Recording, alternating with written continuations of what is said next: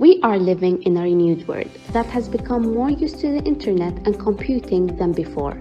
Every day, we become more connected and dependent on the internet in our life fields such as education, business, and medicine. But can you imagine that only around 50% of the world's population either can access the internet or actually have the skills to use it?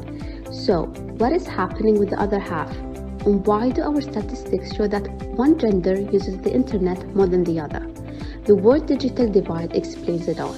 Digital divide refers to the gap between demographics and regions that have access to modern information and communications technology and those that don't or have restricted access. Digital divide influences several factors of our lives. Educationally, there is a noticeable difference in the learning experience. While the rich can easily access schooling materials online, low-income families are much limited to the access to information. Universities worldwide are embracing technology by making most activities available online. This gives students with internet unfair competitive edge over their less privileged colleagues. Evidence showed that a widening digital divide between countries may lead to a widening economic divide between industrial developed countries and the least ones. The internet helps businesses to increase their profits by setting up websites and selling their goods or services to anyone in the world.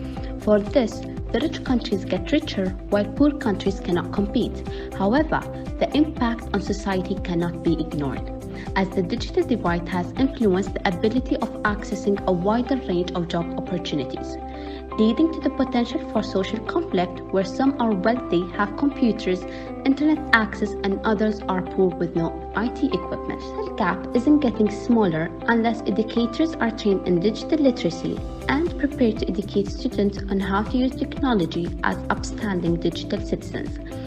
Also, if students only have access to books and no digital resources, they will be at a serious drawback in the 21st century workforce.